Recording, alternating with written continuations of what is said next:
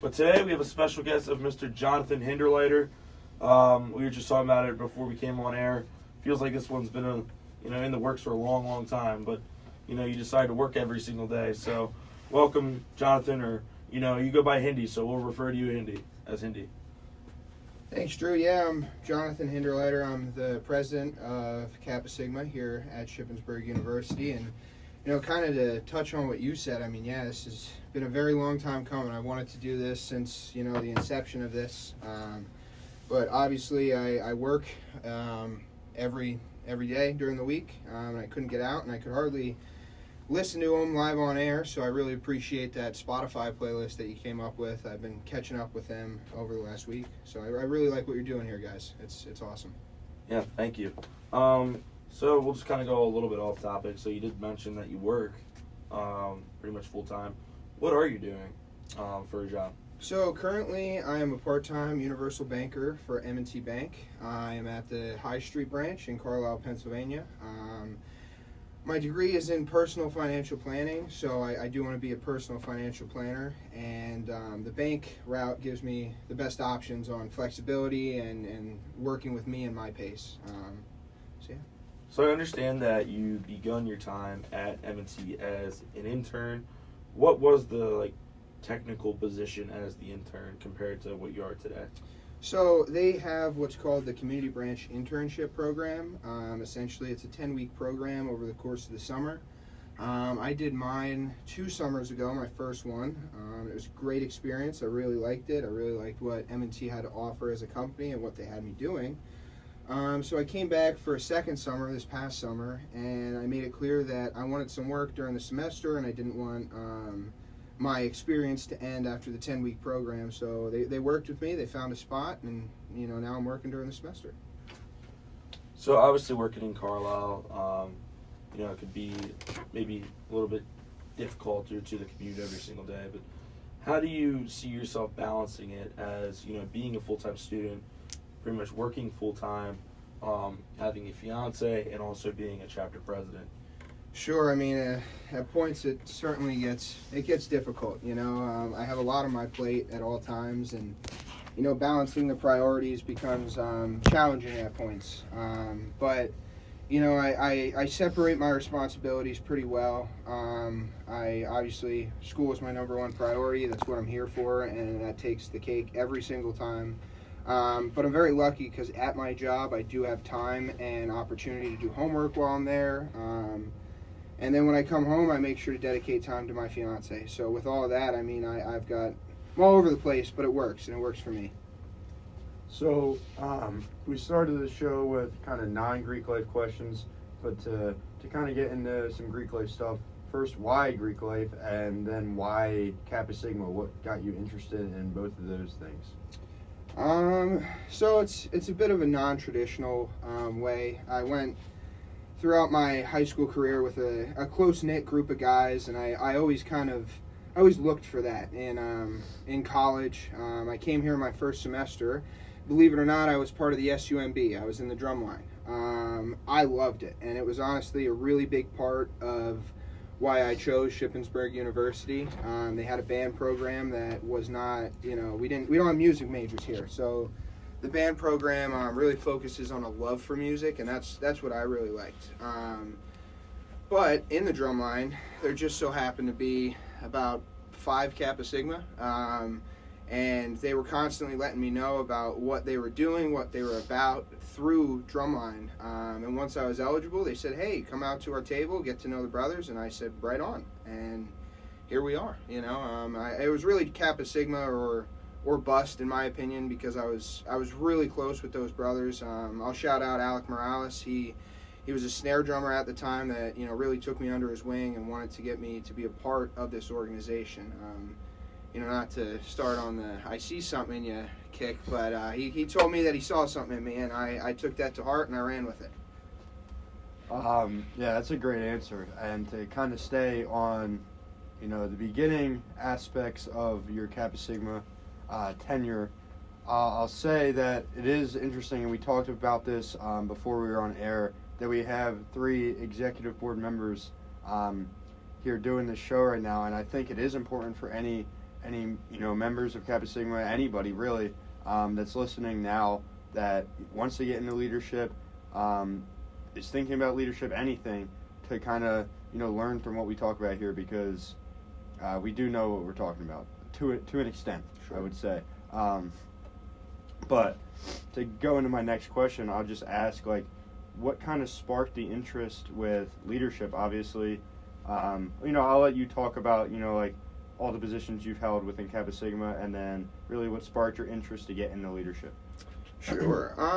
So to kind of take it back to my first semester, I had those drumline guys I'll go back to that I was really close with, but there were some other guys that, didn't make my experience the best that first semester that I was, in the new member process. And it was, it had me conflicted for a while. I didn't know if this was something I wanted to be a part of and deal with these guys that I didn't necessarily agree with, or if I wanted to stick it through. Ultimately, and obviously, I stuck it through because I saw a blank canvas, I guess you could say. It was, for the taking, if you will, to make it what you wanted it to. And I tell all the young guys this all the time, like, while this fraternity may not be your, idea in your head of what it should look like, you have the opportunity to make it look like what you want it to look like.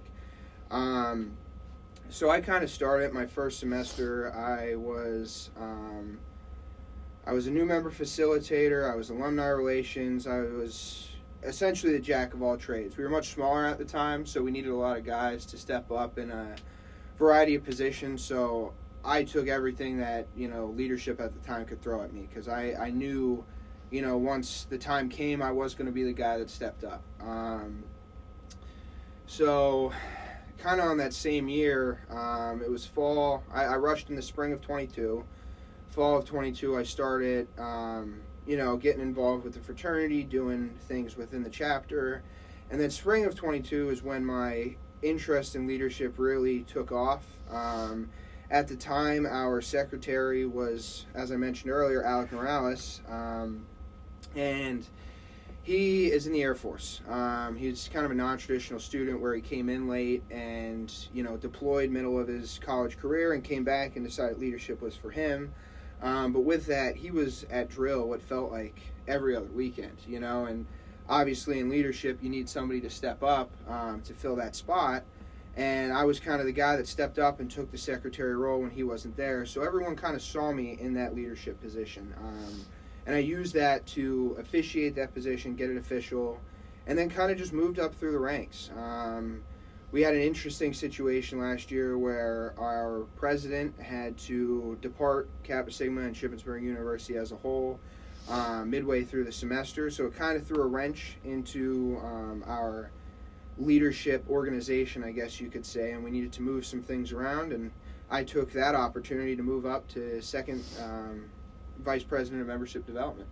And I really took all of my roles to make a campaign for me to become president, because I saw almost everything you could see within the inner workings of the fraternity to get to where I am.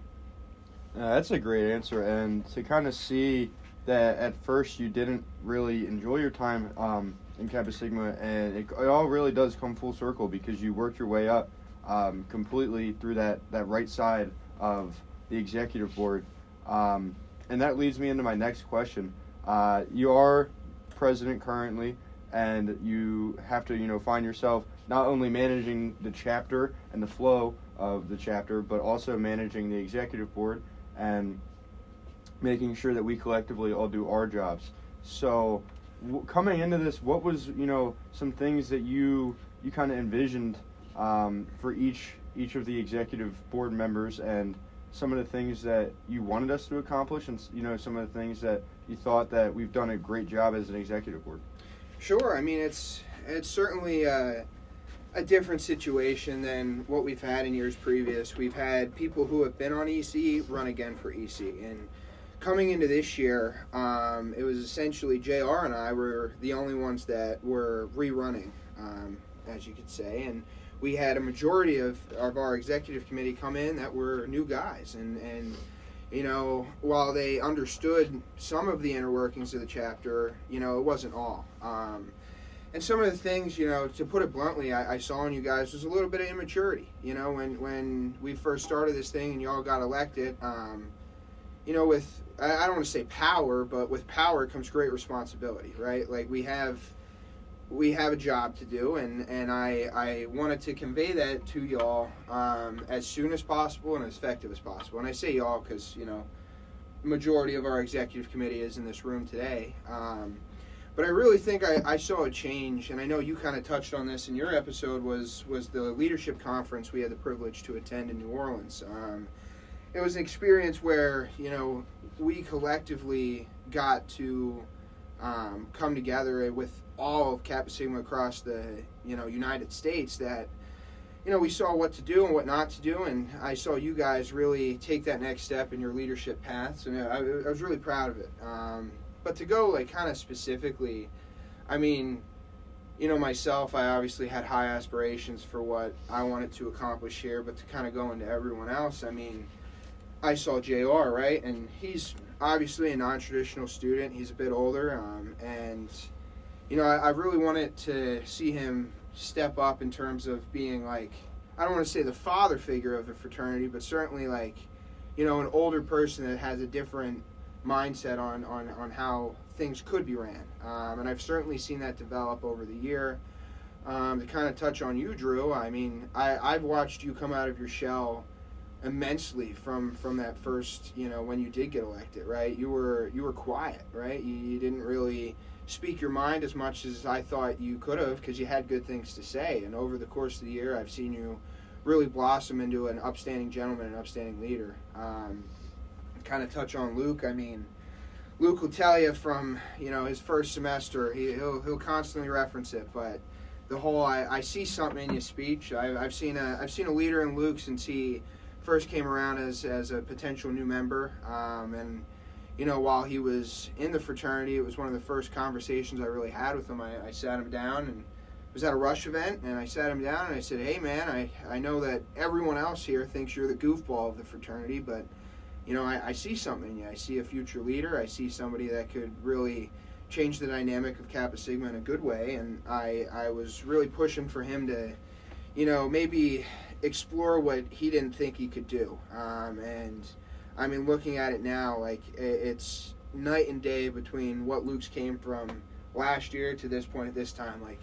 Maturity is my biggest thing. And then to kind of touch on Alex, he's a bit younger within our executive committee. So really right now I want to see the maturity in him that I saw in y'all that first semester. And I'm really looking forward to it because you all have great ideas, and I'm looking forward to seeing how the stage is set for next semester. Yeah, and that's one thing that I really appreciate, coming in as a new leader. I kind of made it more clear as my time progressed was, this was really the first time that I was in an official leadership position where I was responsible for a large group of people. There was definitely times in my life throughout high school and stuff where I may have been a leader of a group or something like that. But, being in charge of 50 individuals is definitely a lot. And, I'll be the first to tell you, I've definitely made mistakes throughout the year. But, I maybe let my anger get too much of me a little bit. But, we learn from it, we move on. And I really appreciate you guys for just, being there for me. And, sometimes maybe I get a little emotional, but, I think it's all tough love, and I really appreciate it. Absolutely. But we're going to take a little break, and we'll be right back on the other side of it. So, again, you're listening to Greek Speak on WSYC 88.7 FM from Shippensburg, Pennsylvania.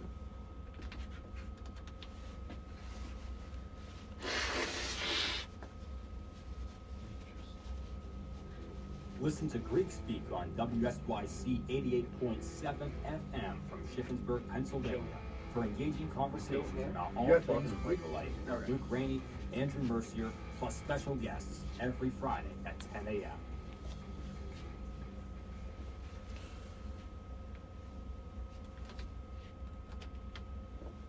So, Andy, you mentioned the leadership conference that us three actually attended back in July of 2024.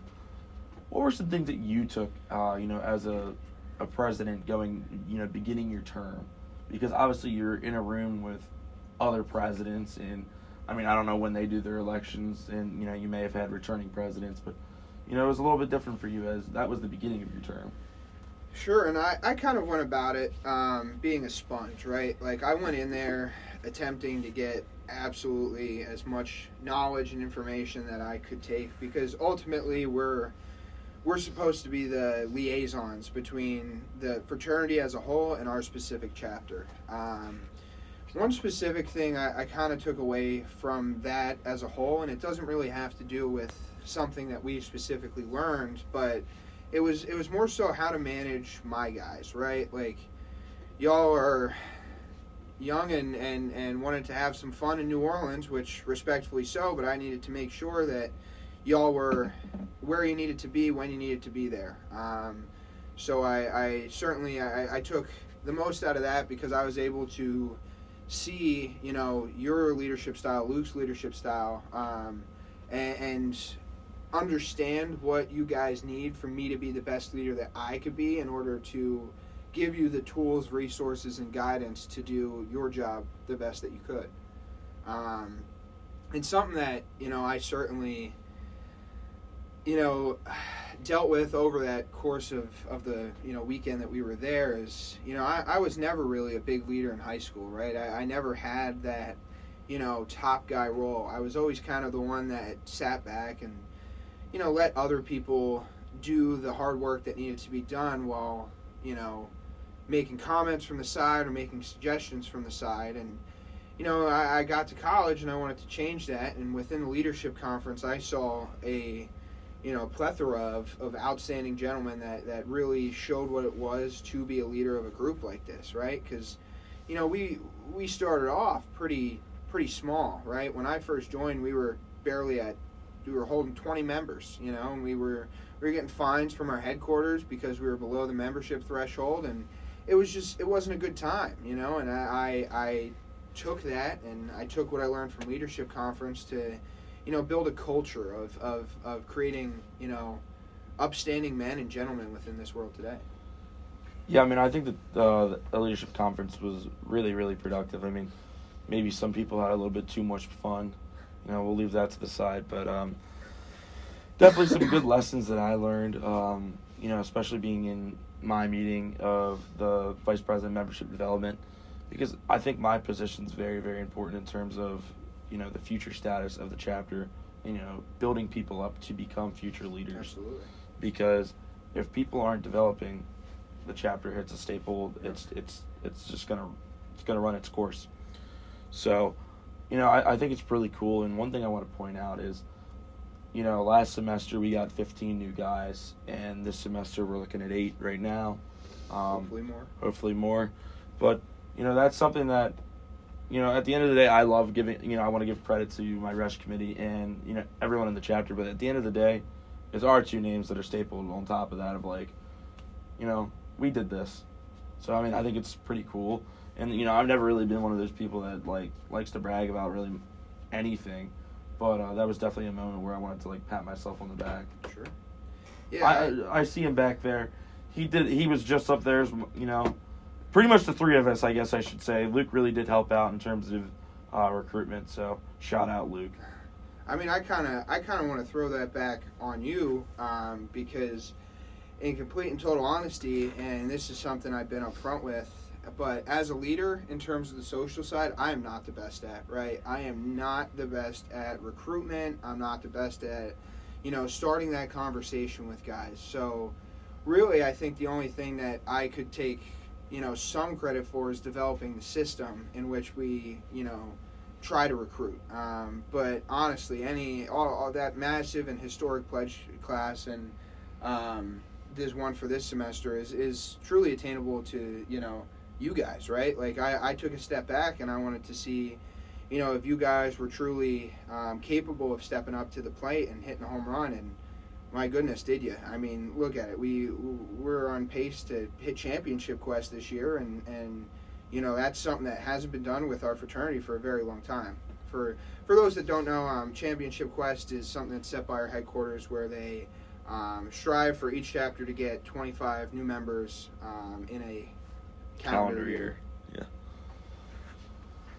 100%. It's so much more fun when you're seeing your chapter have these record highs and successes, and you're getting shouted out by the higher ups. That means a lot because it shows that your work is really paying off. And one thing I want to say is the whole purpose of this show was to kind of show a new light of Greek life as a whole, because there's been so many members, I will name two to be specific, in Drew Williams and Brady Cree, that were extremely anti-fraternity, anti-Greek life. No, I'm not doing it. Hey, I'll come out to Rush Week, but I'm just going to be I'm just going to do it because I like playing sports. And, I remember sitting both of them aside. I'm like, hey, man, like, just try it out, man. I was like, if you don't like it, it's not for you. We're good. I was like, we all really like you, and we all really want you to be here. And, Drew is one of our most active brothers, as well as Brady being one of our most active new members. And I've seen that is the people that are like, Tice Black's also another example of it. Someone that's really on the fence, and then once they do it, they're going to do it. It's pedal to the metal. Yep. They're going to be, they're probably one of the most active brothers. Yeah, absolutely. I was touching on the amount of people that we got, but it's not only that, right? It's actually the quality of all of these guys, right? I feel truly blessed that we could get 15 new members last semester, and all of them to be outstanding guys, and that's truly what happened. To kind of touch on your point of people not really seeing themselves as the typical quote unquote frat guy. I mean, neither did I, right? And to kind of shout out another alumni, brother Brian Gundy. He said it to me when I was joining. He said, "Listen, man, we're just a bunch of guys being dudes. We're not what all the other fraternities are, where you have this wild, super wild experience." He said, "We're a bunch of guys being dudes, and this is what a brotherhood should feel like." And that's kind of the message that I've tried to pass on to everybody that I come in contact with that has interest in joining Kappa Sigma or joining any Greek organization. I tell them find their fit, but ultimately find a group where it feels like a bunch of friends just being friends. It's as simple as it is. Yeah, and to kind of go back into some leadership stuff, I know I talk about it a lot, but I will say probably one of the hardest parts of leadership is in a fraternity is having to lead your friends, right? Having to make those tough decisions, and kind of when to get stern with them. So that leads me into a simple question, but I feel like it's a powerful one. What do you think the hardest part of leadership is in a fraternity, and what do you think the hardest part about being president is in the fraternity? Go off that first part. Like you said, right? Like, it is a group of friends at the end of the day. We're brothers, and we do what brothers do. Obviously, there's going to be conflicting opinions. Obviously, people are going to want stuff done a certain way, and other people are going to want it done another way. But the hardest part thus far, and this new member class, they can attest to it, but it's been me saying no. It's been hard, right? Because not to say I'm a people pleaser, but I feel like my job is to do what's best for the chapter, and if the chapter's asking me to get something done, it's my responsibility to either A, get it done, or B, tell them why it's not feasible. And those conversations are not only extremely difficult, but they're also not fun at all, because you're letting people down that you care about the most, and you have to, right?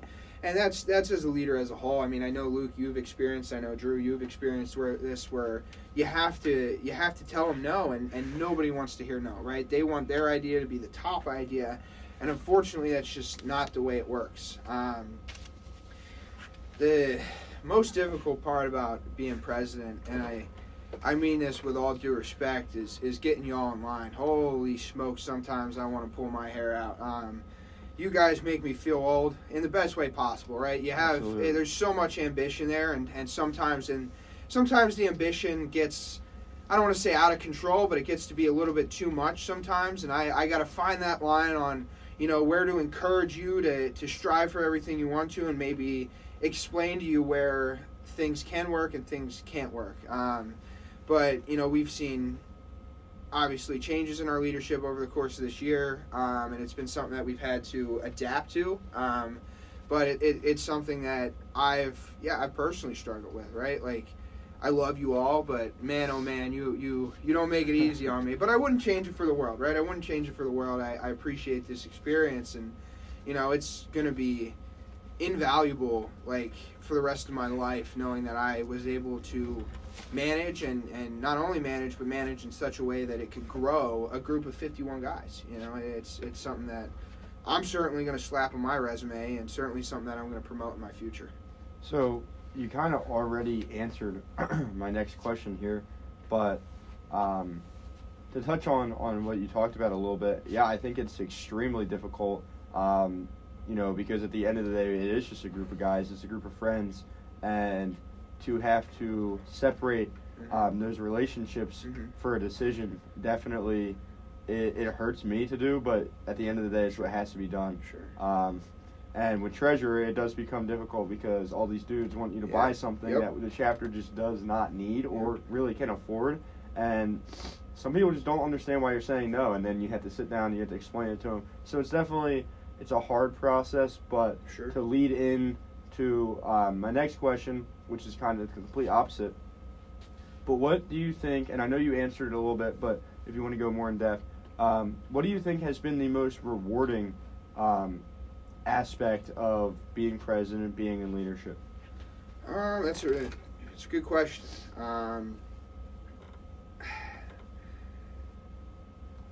I think, I'm not sure where I heard this, but I heard a line that essentially was, a good leader finds the ability in others to do something that they didn't think that they could do, right? They inspire others to be better than their current state, and they inspire others to step up. And I've seen that literally everywhere I turn in the fraternity, right? I touched on it earlier, the whole I see something in your speech, right? Like, I don't want to be that guy, but Luke, you've been my greatest success story thus far, right? Like, I look at, how I pulled a guy that was a goofball out of the rough, and, now he's one of our top guys that has grown immensely over the course. And I'm seeing it with the new member class, right? The guys I'm trying to share my experience with, and, they're realizing that they have potential in themselves that they may not have seen through my story, right? Because I was not that guy that came in and, was the typical quote-unquote frat star that you would think, rushes to fraternity, becomes president, has a good time every weekend, but doesn't really do much else. No, that's not what I'm trying to do here. What I'm trying to do is inspire the next generation of men within our fraternity to be excellent leaders, to be excellent men, to be,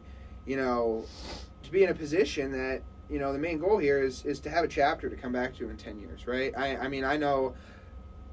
don't know about you, but I know in 10 years when I've got a family, I would love to come back to Shippensburg University and see the house, see the current state. And I was kind of talking to Maurer about this the other day, but, the big thing is long-term, right? You can't think about, how are my actions today going to affect today? It's how are my actions today going to affect 10 years down the line, right? Because one mistake today could cost everything for generations on generations of Kappa Sigma. So that's really what I'm trying to do. And to kind of, put a cap on your question, that's what I've seen, and that's what certainly has been the absolute most rewarding thing is seeing the guys step up and realize their potential where they may not have before. And as much as I don't like to do this, I do give you a lot of credit for my development in leadership, and I see your grin right now, and I usually don't Give me do some this. kudos there, huh? And it does hurt me to say it because you're all happy now, but yeah, I do give you a lot of credit, man, because I came into this fraternity just, I think, not really understanding why I was there, and like you said before, just trying to have a fun time for however long I wanted to, and that conversation really sparked because I did want to change, right? I wanted not only the fraternity to change, but I wanted myself to change, right? I didn't want to be that goofy guy constantly. So Hindi kind of took me under his wing, right? And he he showed me what it takes to be a leader, and I agree with him that it has been night and day in my development, and I give a lot of credit to him because if you're in the chapter, you know that it's become a joke that Hindi calls me literally every single day. I do. And we talk for like 20, 30 minutes each day, and like he said before, you know, being a sponge, I kind of just pick up information because ultimately Hindi is a good leader, right? And I want to soak in as much of his advice as I possibly can. So I know Drew's getting all antsy behind me. He wants to go on a break, so I'll give it back to him. But I do give you a lot of credit for my development and the chapter's development. So Thank you, Luke. I'm proud of you, buddy. I don't know if "antsy" is the right word, but yeah, we're gonna take a brief break we're gonna take a brief break. We'll be back on the other end.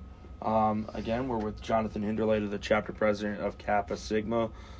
It is not Kappa Speaks, it is Greek Speak. Hey.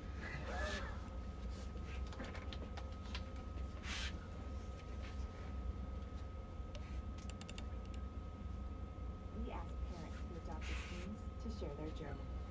I think my biggest challenge was getting through to him to understand that love is real and you have goals in mind, you have things you want to happen. Can we open the next thing about the whole Kappa Speaks thing? Because I kind of want to give you all some kudos about, you know, how I was the one being the one saying, you know. Just knowing that there's just that Why do you look all other stressed? person that cares and loves me out there. It's great. What do you mean? Why do you look all stressed? What's wrong? I'm not. How do you think it's going? It's going well? Good. Just happy with the ball. You're stressed. What's wrong? I think it's been the best decision because I gained a son, and he's the best son ever. If I was down and out, he'd be there. Learn about adopting a teen from foster care. You can't imagine the reward. Visit adoption.org. A message brought to you by Adopt U.S. Kids, the U.S. Department of Health and Human Services, and the Ad Council.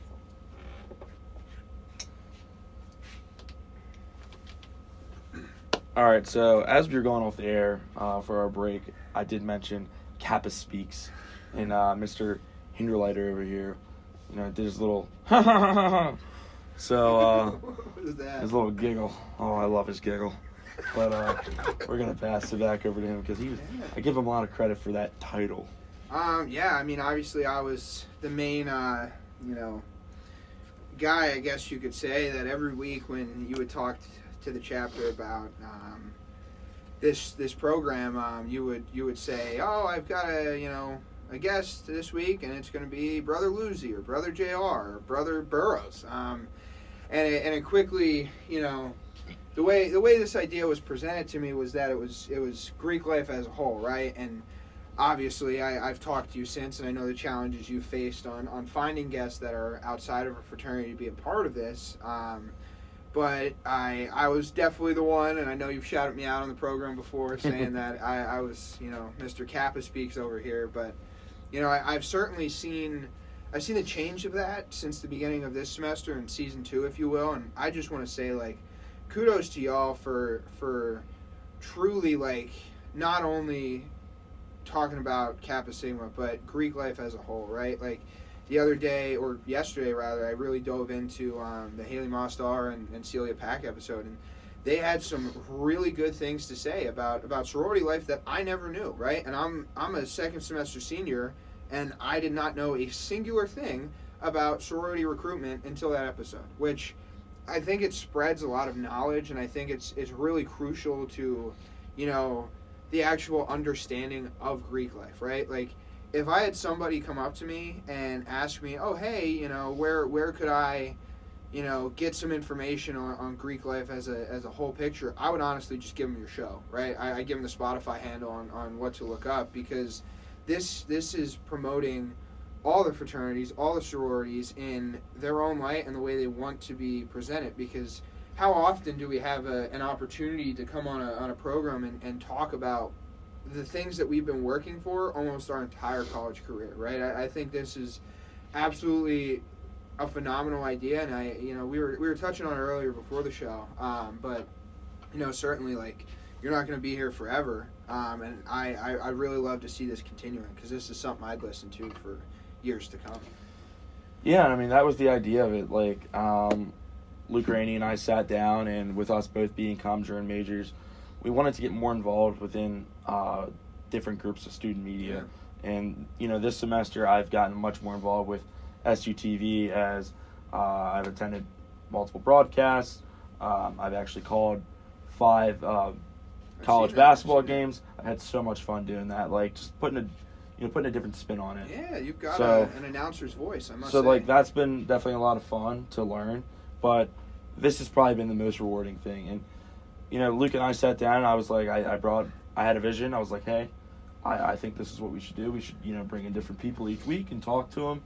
And I know at the end of last semester there was some challenges, different availabilities and stuff like that, and maybe uncertainty of the structure of the show.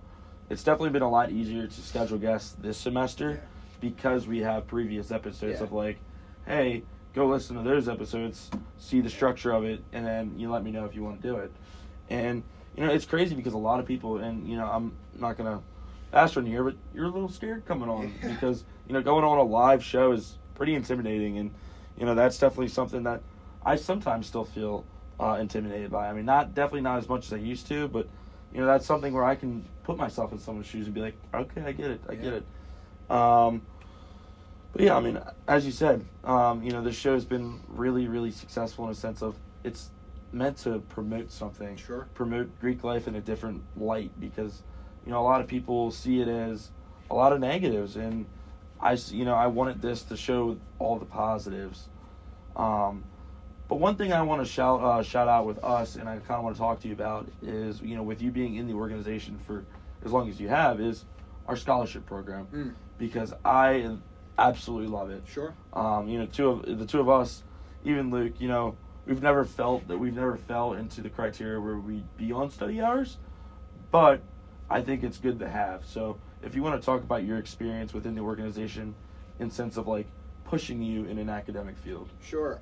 When we started, it certainly it wasn't a top priority. Academics was not like the thing we prided ourselves on, right? Like recently, I mean, our chapter has the highest GPA out of all fraternities, and to quote some statistics, we're 0.06 off from the all-ship average, right? Which means that we are absolutely killing it in terms of our cumulative GPA.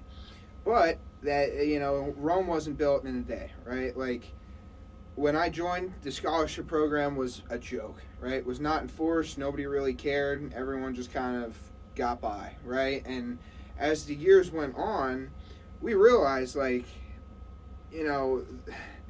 we're here for one reason and for one reason only, and that is ultimately to get a degree.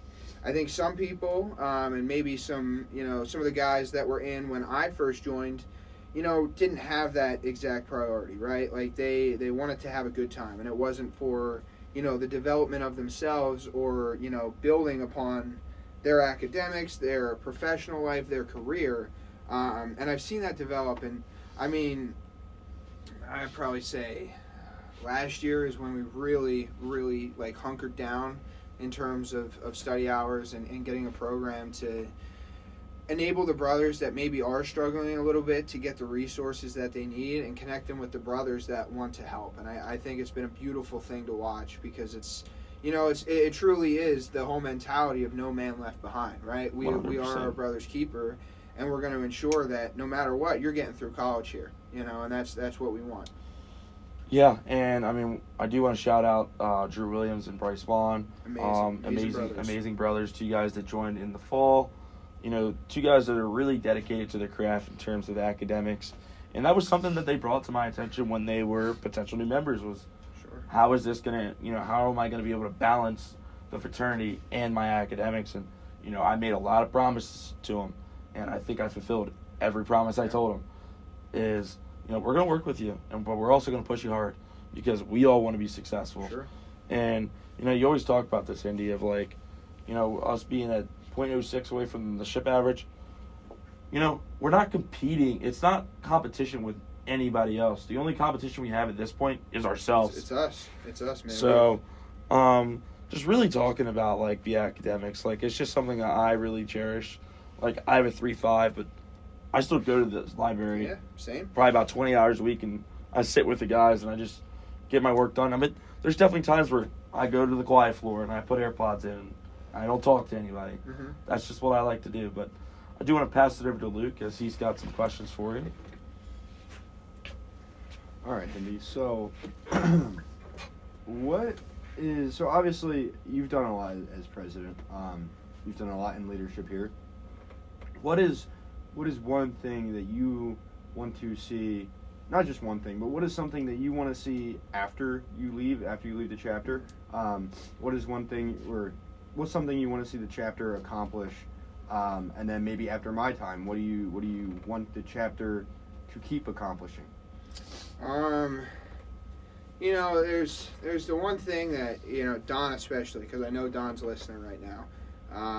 Don always talks about the triple crown that they got back in the day, right? It was academics, it was recruitment, and it was intramural, right?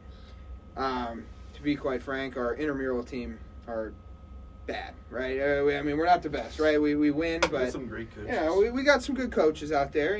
Shout out Luke, shout out Drew. Our IM basketball team, but something I would like to see us keep growing or keep doing is, we're at almost a peak right now, right? And when you hit the peak, complacency certainly is a worry, right? Like, because when complacency hits, that's when organizations die. And I think, like, obviously our chapter hasn't always been small, right? We did have 50-plus members at one point, but obviously at some point it took a dip, right? And what I want to see is sustainability, right? That's been my message this entire year to our entire executive committee, to the entire chapter is, yeah, we've been doing awesome, but can we keep doing it? And that's my biggest hitter is like, like Drew kind of touched on, we don't have anyone to beat besides ourselves, right? We need to constantly keep outdoing ourselves. And I don't know if there's like one specific thing that I could put a pin on of, oh, hey, I want to see the chapter do really well at that. I would love nothing more than to see the chapter continue to build on what we built and fully develop it, right? To kind of tie back into, the scholarship, right? Like, our program 2 years ago may not have been wonderful and may not have been the best, but that's because we didn't have the guys that really were academic centric, right? We're at a 51 brother fraternity now where each guy kind of has their own special niche that they bring to the table, right? And that allows for these chairs that, maybe got the cold shoulder for some years to really be revitalized, right? Yeah. Like, shout out DEI, right? Like, we completely pulled that out of thin air and wanted to make something because of conference, because of a meeting we had, right? It's sustainability and constant growth. We are sustaining that growth by developing new things with the time and pumping our efforts into developing the chairs that, maybe haven't had as much attention over the last years. And I'd really love to see that. And, go back to it, right? My goal is that we have a chapter to come back to in 10 years. And if that's the case, I have done my job perfectly fine during my tenure.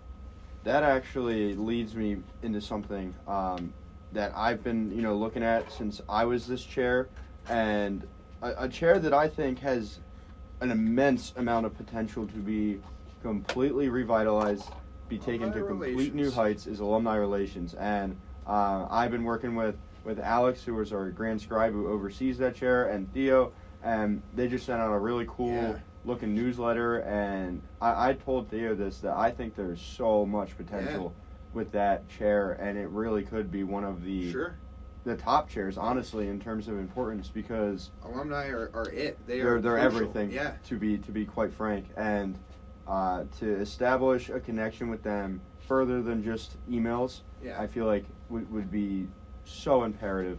So I really want to see that chair fulfill its greatest potential. To kind of touch on that, right? Like, I don't know if it's been mentioned in any of the other shows, but our alumni is so crucial to us because they put their money where their mouth is, right? Like, they bought the house, right? Like, we own the house. It's a Kappa Lambda Alumni Association, which shows that they are willing to put their not only effort but money forward to ensure this chapter thrives. And sheesh, I saw Theo's newsletter, and I think that it's such a good idea, right? Yeah. It goes away from the typical, like, email, like that you and I sent when we were both alumni relation chairs, right? Because, alumni relation chairs make great leaders, all right? I'll put that out there. Yeah. Looking at the best one. But, the newsletter, like, it's not an email that just lays out information. It's just a word blob. It's interactive stuff where it's showing pictures. It's showing actually what the chapter's doing. And, listen, like, Theo, nobody else has thought about that before Theo, right? And Theo had this great idea that is probably going to set the tone for semesters to come, right? And it allows us to have that bridge, which I think is invaluable. It's awesome. Something I will touch on, which I really, really like.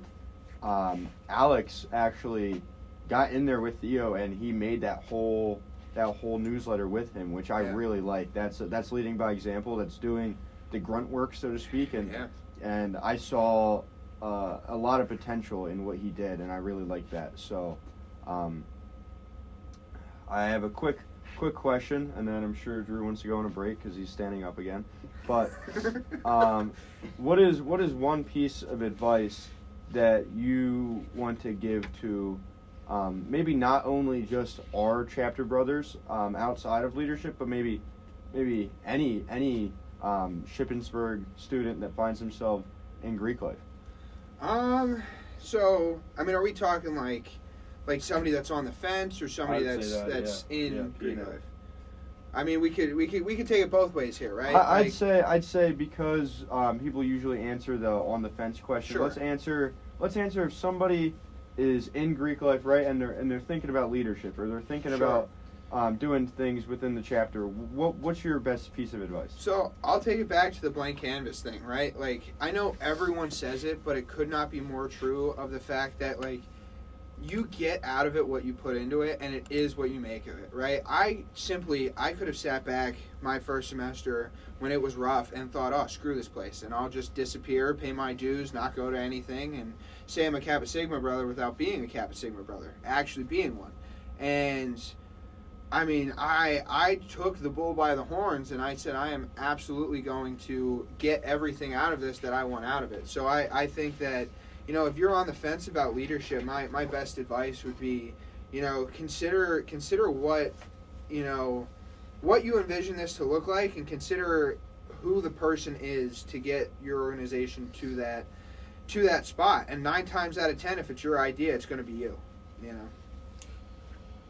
was a great answer, Indy, and you guessed it. It's time for a break. So we're gonna do our last break, and then we're gonna come back, and we're gonna change the format up. It's your turn to ask the question. Awesome. All right. Cool.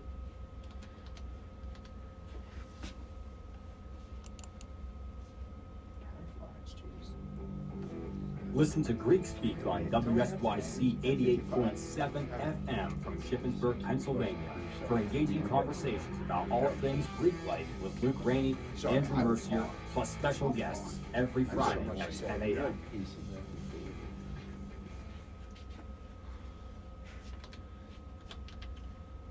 So as I said, I want to flip the format, so I'll let you do one question for me and then one question for Luke, and then we'll close things out for today and for spring break. I to kind of go off that, I hope everyone has a great spring break. It's a great time to reset and get some stuff done. But my question for you is, you're obviously a creator of this show, and you kind of touched on it, but like, this is non-traditional, and this is something that hasn't ever been done. And like, Bridget Allen brought it up to me that she was thoroughly impressed at the fact, like, this is community outreach, right? And I want to know where, like, the inspiration of this came from. I know your vision that you had, but like, did you just wake up one day and think, I want to hop on a radio show and start talking about Greek life? You know what? Well, everyone else thinks that I just eat, sleep, breathe Greek life, or GMC, which is my role. They're like, oh, that's all you talk about, all you do. Hey, I chilled out a little bit. That's all. In the beginning, that's all I talked about, I guess. But I chilled out a little bit. But mainly, it was really to build awareness. I thought about it for a long time, and I was like, I'm so tired of people having no idea what Greek life is. And, there's so many people I meet, and they're like, well, I have no idea what it is. I know about the bad stuff, and I'm like, I want to change that. And I'm a big advocate for change. And I just sat and I thought about it, and I'm like, then I brought Luke in, and we started talking, and then I actually had a meeting with Bridget Allen, and it was kind of like a pitch of like, with her being the advisor to the fraternity and sorority life, I want her involved in this as much as possible, in the sense of, it was kind of us just throwing ideas off the wall, and she loved the idea, gave us a few ideas back, and we kind of went from there. Absolutely. But just really advocating for change and advocating for awareness is the main reason why this is even a thing. But I see Luke getting up, and he's about now 7 you're foot. trying to do it to him. He's about 7 foot tall, so come on. All right, Hindy, hit me with it. What you got for me? So, I mean, I could also ask this, to Drew, but I kind of went the route of, the show per se. But obviously, the both of you are tomorrow's leaders, right? Like, I'm graduating at the end of the semester, and the both of you have very clearly, voiced the want to continue your leadership career. And I want to know that what's one thing that you look forward to, Luke, in your advancement in leadership in the next year? So no matter what position I find myself in, I really just want to not only continue what we've been doing as through your tenure and through all the positions you've been in and everything that you've done. I want to continue that, but I also want to use my leadership skills to maybe branch or build onto what we've been doing. So Sure. I think just every aspect of it being me and Drew as the guys, so to speak. I look forward to that. I look forward to showing the chapter that I can do it, to leading these guys and kind of taking us to the next level, because we're, like you mentioned before, we're at a very important position right now where we've kind of hit that peak, right? So there's decisions to be made. There's a lot of ways that we could go, and somebody's got to make that decision. So no matter what position I find myself in, I just look forward to directing Kappa Sigma into its next chapter, because I really do think that we are at that point where we must turn the page. Yeah, absolutely. And we are going into a new chapter. I feel like this past few chapters have been extended ones, but this one I feel like we're branching off into a new one. Yeah. So, just being able to direct the chapter into that new chapter, play on words there. Yeah. But, being able to do what I know to do is really what I'm looking forward to.